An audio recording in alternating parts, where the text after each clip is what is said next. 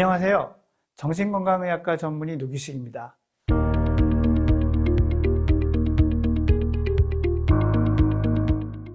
오늘은요, 여러분들이 정말 관심 많고 걱정도 많으신 ADHD, 주의력결핍 과잉행동장애 증후군에 대해서 말씀드리도록 하겠습니다. ADHD, 요즘은 줄여서 AD라고도 많이들 말씀을 하시더라고요. 하지만 정확한 이름은 ADHD이고요. 이것은 Attention Deficit Hyperactivity Disorder라는 다소 긴 이름을 가지고 있습니다. 우리말로 하자면은 주의력 결핍 과잉 행동장애라는 거죠. 자, 이것이 언제부터 나타나는지 또 어떻게 할 수 있는지 너무너무 궁금해 하시는데요. 우선 이 ADHD 아동들이 어떤 모습을 가지고 있는지에 대한 이해부터 좀 말씀을 드릴게요. 왜 그게 필요하냐 하면요. 저희가 상담을 하고 진료를 하고 검사를 한 후에 이 아이가 주의력 결핍 과잉 행동장애가 있는 것 같습니다. 주의력이 부족합니다. 라고 말씀드리면 이런 말씀들도 하세요. 어머, 저희 애들은요, 만화 볼 때는 1시간이고 2시간이고 봐요. 저희 애들은 축구할 때는 정말 골키퍼를 너무 잘하거든요. 이런 말씀들을 하십니다. 그거 왜 그러냐면 주의 집중력 장애라는 것에 대한 이해가 좀 부족하셔서 그래요. 그래서 이 이야기부터 말씀을 드리겠습니다. 우선 여기서 얘기하는 주의력은 우리가 알고 있는 집중력과 비슷은 하지만 다소 다릅니다. 뭐냐면요. 보통 우리가 집중력 그러면은 한 가지를 계속해서 하는 힘, 거기에 몰입해 있는 힘만을 이야기하는 경우가 많아요. 하지만 주의력 결핍에서의 주의력이라는 것은 3가지 요소를 다 가지고 있어야 됩니다. 첫 번째는 뭐냐면요. 방금 말한 집중력, 그러니까 한 가지에 몰입해서 그것에 계속 매달려 있는 이런 능력이 필요하고요. 두 번째는 충동을 억제할 수 있는 능력이 있어야 돼요. 물론 이 충동 억제라는 거는 내가 화가 났을 때 소리를 지르고 상대방을 때리거나 다치게 하려는 행동도 해당되지만 내가 무언가 판단을 할 때 성급하게 그냥 내키는 대로 깊이 생각하지 않고 하는 것도 포함이 돼요. 그래서 이렇게 충동적이고 성급하지 않고 심사숙고 차분할 수 있느냐 이런 것이 중요하고요. 마지막으로 또 하나는요. 지루한 걸 견딜 수 있는 힘이 있어야 됩니다. 아이들이 재미있는 거는 1시간이고 2시간이고 하지만 뭔가 해야 될 것은 5분도 못한다 라고 한다면 이런 모습은 자기가 좋아하는 건 잘한다 라고 표현할 수도 있지만 자기가 좋아하는 것 외에는 할 수 없다 라고도 볼 수 있거든요. 그래서 주의력이 제대로 갖춰지려면 몰입하는 능력, 차분하게 심사숙고하는 능력, 지루함을 견디는 능력 이 3가지가 모두 필요한 겁니다. 그래서 어쩌다 보면 이런 것만 잘하는 아이들 이런 게 이제 부모님이 자꾸 헷갈리시고 아닌 거 아닐까? 이런 생각이 이제 드는 거죠. 이런 생각이 드는 이유는요. 사실 어쩌면은 매스컴의 영향도 분명히 있다고 생각을 합니다. 저 역시도 종종 매체에 노출이 되는 그런 의사이기는 한데요. 사실 그런 데서 보면은 이 ADHD 아이들이 너무나 어마무시한 모습일 때가 많아요. 정말 호환 마마보다 더 무섭구나 이런 생각을 하게 되는 때도 있거든요. 그래서 자꾸 아니라고 생각을 하려는 경향이 좀 생기는 것 같습니다. 하지만 이 ADHD는 무척 흔합니다. 서울대학교 연구진의 연구에 따르면요. 만 11~12살, 그러니까 초등학교 저학년에 해당하는 게 특히 그런데 초등학생의 경우에는요. 한 반에 11~2%가 ADHD 진단에 해당된다는 역학조사 결과가 있어요. 10명 중 1명 꼴인 거죠. 정말 흔합니다.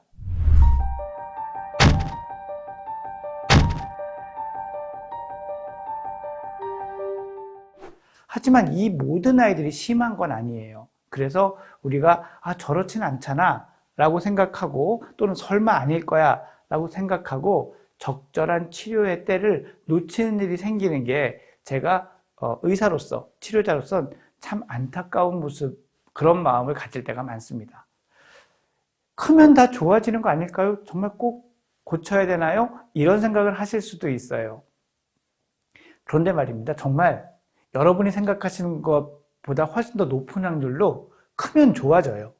올해는 여러 전문가들이 주의력 결핍이 있습니다. ADHD라고 봐야 합니다. 라고 하는데 내년에 갑자기 좋아질 확률 또는 한 2, 3년 후에 좋아질 확률보다는 그 아이가 청소년기를 다 지내고 성인이 막 됐을 무렵에 좋아질 확률이 압도적으로 높아요. 그러니까 청소년기는 또 초등학교부터 청소년기까지를 ADHD라는 걸 가지고 살아가고 성장하게 될 확률이 높다는 거죠. 그러면 그렇게 가지고 성장하면은 뭐 어떤 문제가 생길까요? 아마 부모님들이 제일 먼저 걱정하시는 거는 첫 번째는 공부를 잘 못하게 되진 않을까. 두 번째는 학교에서 자꾸 문제를 일으켜서 지적을 받거나 이런 아이가 되지 않을까. 이 두 가지가 가장 걱정이실 거예요. 예, 이 두 가지가 문제인 것 맞습니다. 왜냐하면 우리 뇌가 아무리 우수한 지능을 가지고 있다고 하더라도 주의력이 받쳐지지 않으면 이 뇌가 활동을 잘 못해요. 마치 아무리 엔진이 출력이 우수하고 성능이 좋은 것을 가지고 있는 자동차를 할지라도 그 자동차에 전기가 일정하게 공급되고 있지 않으면 그 엔진이 가다 서다 할 거잖아요. 그래서 그 아이가 가지고 있는 자신의 능력을 충분히 발휘하지 못하기도 합니다. 하지만 이 능력을 우리가 공부할 때만 뇌를 쓰는 게 아니기 때문에 다른 상황에서도 문제가 생깁니다. 가장 흔한 것이 감정 조절 능력이죠. 감정 조절을 하려면은 이렇게 상황을 좀 가만히 생각을 해봐야 돼요. 지금 이게 무슨 상황인지, 왜 일어났는지, 내가 이렇게 하면 어떤 일이 생길 건지 이런 것들을 생각을 해야 되는데 ADHD 아동들, 주의력이 부족하고 성급한 아이들은 이런 생각을 하지 않습니다. 그냥 먼저 행동에 옮겨요. 저기 있는 친구가 내가 좀 미워하는 아이여서 한 대 때렸으면 좋겠다. 그랬더니 누가 벌써 그 아이를 때리고 있더랍니다. 그런데 그 순간, 다음 순간 보니 그 주먹이 자기 주먹이라는 거죠. 예, 이렇게 뭔가 내가 통제하기 어려울 만큼 행동이 먼저 나오게 되는 경우가 정말 많거든요. 그런데 부모님이나 또 때로는 교사 입장에서 보면은 아무리 얘기를 해줘도 듣질 않습니다.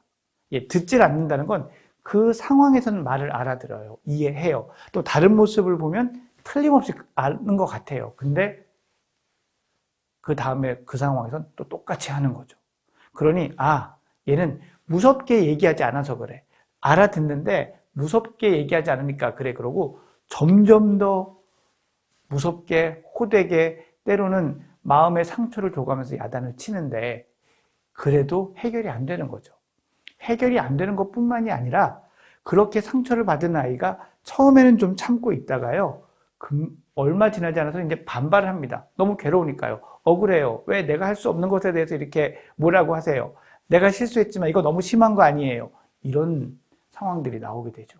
그러면서 양육자 또는 교사와 사이가 점점 나빠지게 됩니다. 또 이런 것들이 친구 관계에서도 비슷하게 반복이 돼서요. 학년이 올라갈수록 친구들 사이에서 인기가 좀 없어지는 그런 일도 생기게 되죠. 즉 사회성 발달에도 많은 약점이 생깁니다. 따라서 우리 아이는 공부 안 해도 돼. 그러니까 그냥 저건 두고 보자 라고 하실 문제가 아니라는 점을 꼭 알아주셨으면 좋겠어요. 자, 그러면 이제 부모님이 거꾸로 걱정하시는 경우도 많아요. 이거 그러면 조기 진단해가지고 조기에 치료해야 되지 않나요? 우리 아이가 지금 괜찮은 걸까요? 주의력이 괜찮나요? 이런 걱정도 많이 하시면서 저를 찾아오십니다. 그런데 또 한 가지 기억할 게 있어요. 뭐냐면요. 사람이 일생을 살면서 언제가 제일 주의 산만하냐면요. 만으로 3살에서 5살 사이가 제일 산만합니다. 그러니 이때 산만한 것만 가지고 ADHD다, 주의력 결핍이다 라고 보기는 어렵습니다. 물론 이 시기에도 나중에 보면 특징이 보여요. 이를테면은 그때도 성격이 급하고 참을성이 부족하고 자꾸 여기에 부딪히고 저기에 부딪히고 해서 잘 다칩니다. 뭐 이런 식의 특징들이 있지만 이것만 가지고 진단하기는 어렵습니다. 그래서 현재 전문가들이 사용하고 있는 진단 도구는 거의 대부분 만 6세 이후부터 사용할 수 있게 되어 있습니다. 그래서 언제부터 발현되나요? 라고 이제 질문을 받으면 저는 만 6세까지는 주의 깊게 지켜만 보십시오. 특별히 행동의 문제가 심하게 나타나는 게 아니라면 주의력 문제만 있다면 만 6세까지는 지켜보십시오 라고 이야기를 합니다.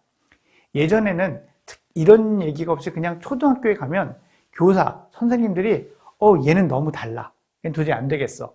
라고 하고 부모님한테 이야기를 하면서 그래서 전문가를 찾아오는 경우가 많았지요. 근데 요즘 부모님도 관심이 많아지시는데 만 6세 정도 이후에 정확한 진단이 가능하다는 것도 기억해 두시면 좋겠습니다. 그러면 검사를 하지 않더라도 우리 아이가 혹시 ADHD라는 걸 알 수 있는 그런 방법은 없을까요? ADHD 진단이 요즘 인터넷 보면 이렇게 체크리스트, 설문지도 많이 있죠. 하지만 그거는 어디까지나 이럴 가능성이 있으니까 한번 더 정밀한 검사를 받아보세요라는 권유예요. 그걸로 확진이 되진 않는 거죠. 하지만 그 선별 검사, 거기에 있는 항목들이 해당이 되면 가능성이 높아지는 것만은 틀림이 없습니다. 즉, 무언가를 자꾸 빠뜨리고 한 가지에 오래 집중하지 못하고 더 이상 다른 애들보다 오래 기다리는 걸 못하고 이런 것들이 눈에 띄어요. 그런데 이런 것은 흥미가 없어서 그럴 수도 있고요. 그렇죠? 그냥 성급해서 그럴 수도 있는데 이런 것이 있으면서 동시에 또래들하고 같이 하는 활동을 잘 못한다? 이러면은 더 가능성이 높습니다. 이를테면은 모동 활동 같은 거죠. 단체 활동으로 뭔가 순서를 기다리고 같이 의논을 맞춰가면서 해야 되는 일들을 또 잘 못한다라면은 이것은 정말 주의력 문제가 있을 가능성이 크다는 겁니다. 그렇게 생각이 되고 아이가 만 6세를 넘은 나이라면 전문가를 찾아가서 진료 상담을 하시고 필요한 검사도 시행하신 다음에 진단이 된다면 적절히 치료를 해주는 것이 반드시 필요하죠. 그러면 치료 방법에는 어떤 것이 있느냐? 크게는 두 종류가 있습니다. 첫 번째 종류는 여러분도 잘 알고 계시는 약을 처방해서 복용하는 방법입니다. 약을 처방하는 것의 장점은 효과가 빠르다는 것, 그리고 간편하다는 것입니다. 보통 하루에 한 번 내지 두 번을 먹으면 되고 약을 잘 정해서 아이의 체중이나 부작용을 잘 관리하면서 처방한 경우에는 복용한 뒤에 한두 시간 후부터 효과가 나타나거든요. 단점은 뭐냐면 부작용이 있습니다. 대부분의 아이에서 식욕이 저하되고요. 그래서 입이 좀 짧은 그런 아이들은 이런 것들 때문에 더 힘들어합니다. 약 효과 지속 시간 동안에는 잠이 잘 안 와요. 그래서 4시간, 12시간 이렇게 가는 약들이 종류에 따라 다른데 이 시간 동안은 잠을 잘 못 잘 수 있기 때문에 복용 시간을 잘 계산하고 맞춰야 한다는 거죠. 하지만 제 개인적으로 가장 큰 단점은요, 이 약은 복용하는 동안만 효과가 있다는 겁니다. 마치 제 안경하고 비슷한 것이죠. 그래서 이런 부작용들과 한계점을 뛰어넘기 위해서 다른 행동치료들 같은 것들이 많이 소개되고 대두되고 있습니다.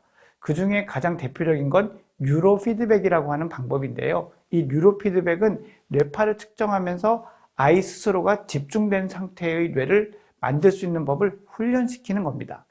이 방법은 2012년도에 미국의 소아과 의사들에게 의해서 약만큼이나 효과적인 방법이다라고 공인을 받은 방법입니다. 그러니 제대로 이런 치료를 해줄 수 있는 기관에만 가신다면 치료 효과는 약을 먹든 뉴로피드백과 같은 훈련을 하든 80에서 85%의 치료 성공률은 기대할 수 있습니다. 그럼 이제 집에서는 어떻게 해줘야 될까요? 첫 번째로 말씀드리고 싶은 거는요, 이 ADHD 아동의 양육은요, 어려운 양육 3대장에 속할 정도로 어렵습니다. 그러니 여러분들이 잘 못하는 것은 아니다라는 말씀을 꼭 드리고 싶고요. 두 번째로 말씀드리고 싶은 건요, 이 아이들의 문제 행동은 안 하는 것이 아니라 못하는 것이다라는 이야기를 꼭 말씀을 드리고 싶습니다. 이 아이들은 내가 이걸 하기 싫어서 안 하는 게 아니라 하고 싶지만 행동이 먼저 나가는 거예요. 그래서 이 아이들의 의도를 야단치지 않으셔야 됩니다.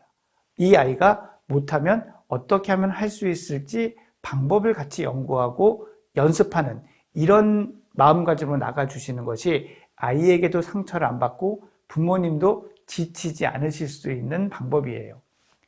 대화할 때 요령을 한 가지 말씀을 드리고 싶은데요. ADHD, 주의력 결핍을 가지고 있는 아이들과 대화할 때 핵심은요, 짧게 앞쪽의 결론을 먼저 이야기하는 겁니다.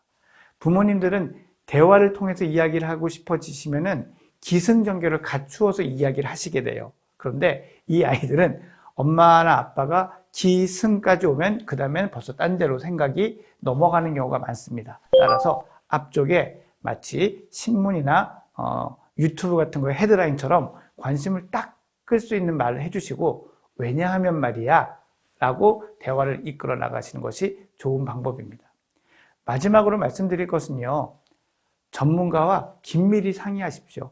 상황마다 이런 것이 잘 되고 이런 것이 어렵고 하는 게 너무나 다양하게 나타날 수 있어요. 그런데 이것을 모두 부모님의 힘으로 또 부모님의 상식으로만 해결하기에는 너무 어렵습니다. 그리고 인터넷을 찾아보면 정보는 정말 많습니다. 근데 이게 정말 믿을 만한 정보인지를 알기가 대단히 어렵거든요. 그런 것들을 질문하고 그런 내용들의 진짜 속뜻을 알 수 있는 것은 또 전문가와 이야기하는 것이 가장 좋은 방법입니다. 이 영상이 여러분들에게 그런 길라잡이가 될 수 있기를 바라는 마음에서 말씀을 드려봤고요. 또 여러분에게 그런 역할이 되었으면 좋겠습니다.